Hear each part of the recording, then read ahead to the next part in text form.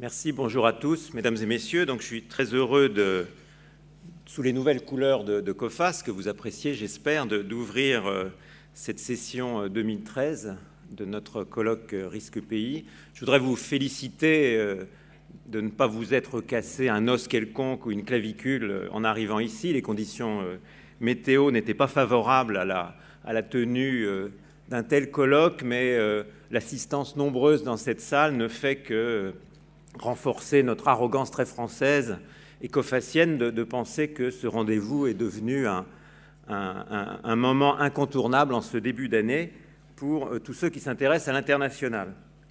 Alors nous avons conçu, comme d'habitude, ce colloque comme un panorama global de l'année à venir, avec toujours les mêmes principes. D'abord la confrontation entre des intervenants d'horizons et de nationalités différentes et avec des spécialités différentes qui nous permettent de croiser à la fois les aspects financiers, économiques, monétaires, politiques et sociaux. Alors je voudrais en ce début de colloque partager avec vous quelques idées sur l'année 2013 vues à travers le prisme d'un assureur crédit. Alors j'ai la chance d'exercer avec d'autres ici un métier certes formidable, mais aussi original, parce que, comme d'autres, nous regardons à travers tous les registres macroéconomiques, financiers, le monde qui nous entoure, mais nous avons une obsession, c'est de revenir toujours à l'entreprise. C'est ce qui fait notre caractéristique et c'est ce qui explique que de nombreux chefs d'entreprise, responsables d'entreprise sont parmi nous aujourd'hui. Alors, que voyons-nous des entreprises depuis un an, depuis notre dernier colloque? Ce que nous voyons ne nous rend pas optimistes à court terme. Nous avons constaté depuis un an des expériences de paiement qui se sont dégradées sensiblement. Notre analyse, c'est que le répit depuis la dernière crise de 2008-2009 a été très court. En fait, ça a été le répit le plus court depuis la Deuxième Guerre mondiale. Il a duré 6 trimestres, du dernier trimestre 2009 au premier trimestre 2011, ce qui fait que les entreprises n'ont pas eu le temps nécessaire pour se renforcer, pour réaugmenter leur capacité d'autofinancement et augmenter leur profitabilité. Et une nouvelle crise est arrivée avec des contractions extrêmement lourdes. Il n'y a pas eu la brutalité, le choc de la crise précédente, mais il y a eu des contractions non moins lourdes, en particulier dans l'Europe du Sud. Et progressivement, les entreprises les plus fragiles, et on le voit encore ces derniers temps, se sont retrouvées fragilisées dans ce contexte. Alors, pour 2013, ça va être tout le sujet de ce colloque, quid de 2013. Donc, selon nous, la reprise fait face à 2 obstacles. Le premier obstacle, sur lequel on reviendra très largement, c'est celui de la dette colossale accumulée dans les différents pays, en particulier de la zone euro, mais également aux États-Unis.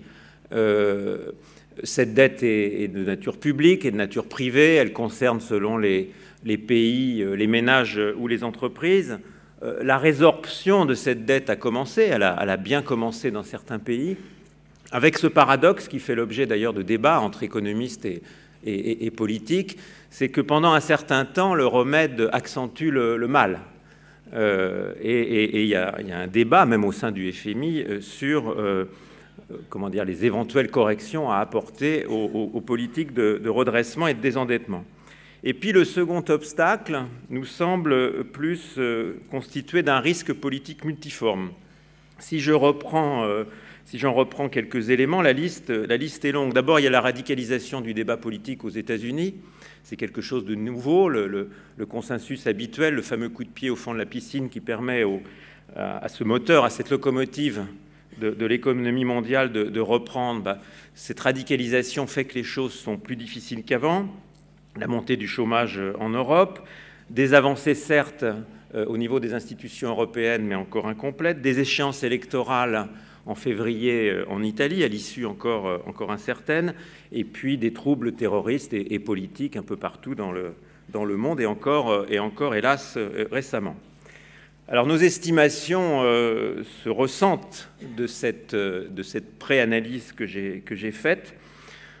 Nous pensons que, mais naturellement, ce sont des opinions qui vont être passées au crible, au tamis des intervenants qui vont venir, et j'espère qu'elles seront très largement débattues et même critiquées. Vous voyez mon masochisme. Donc nous pensons que l'économie va continuer à croître, mais au même rythme qu'en 2012, sans accélération, et que le monde va rester coupé en deux, entre les pays avancés d'une part et les pays émergents d'autre part. Parmi ces pays avancés, il y a la zone euro. Nous la prévoyons encore en récession, donc en faible récession, moins 0,1 à cette échéance. Les décimales sont presque ridicules, mais donc nous voyons une économie de la zone euro très stable, avec trop d'incertitudes sur les processus de désendettement, la refonte des institutions européennes, le chômage, etc. Aux États-Unis, nous prévoyons, contrairement à d'autres, parce qu'en ce moment, il y a un sentiment très, très optimiste, en particulier dans les marchés financiers. Si vous demandez aux banquiers, si vous circulez de Londres enfin, surtout en Europe, d'ailleurs, vous avez un sentiment très, très fort de croissance, de reprise de l'économie américaine. Nous pensons que les États-Unis vont ralentir à 1,5% contre 2,3%. Cette année, ça peut sembler pessimiste, mais nous pensons qu'il y a deux raisons à cela, encore une fois, à soumettre au feu des critiques.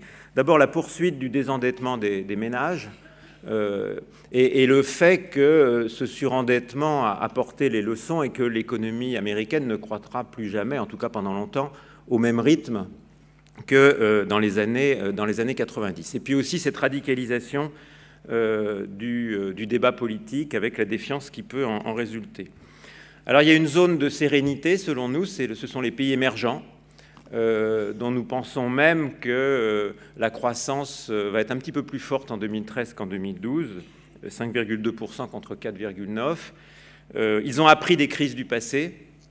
Il leur reste des marges de manœuvre budgétaires, monétaires, de change.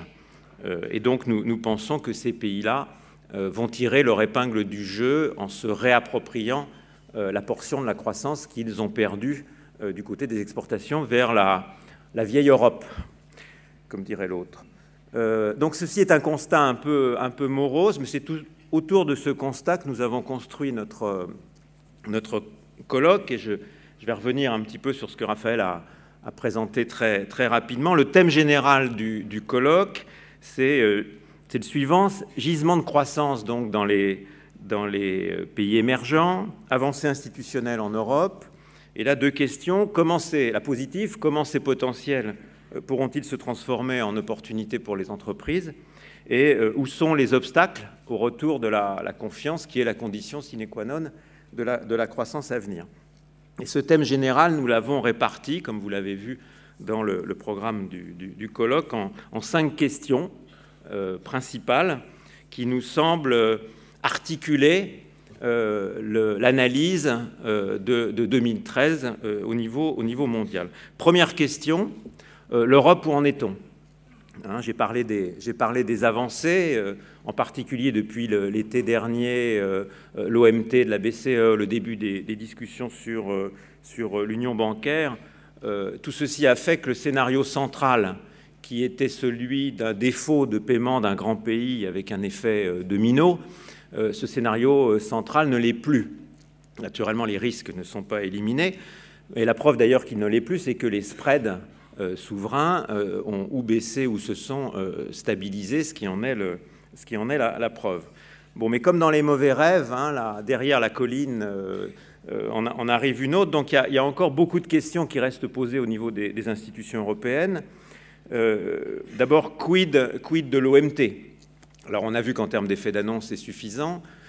Quid en termes d'efficacité réelle? Vous savez qu'il faut un pays qui veut accéder à des solutions de ce genre doit obtenir un accord de la Troïka, donc c'est soumis à la conditionnalité de la Troïka. Est-ce qu'un pays dans une situation difficile aura le courage politique de procéder à cette démarche? Quel type de politique la Troïka, fort de ce que j'ai dit tout à l'heure, appliquera-t-elle ou demandera-t-elle au pays d'appliquer?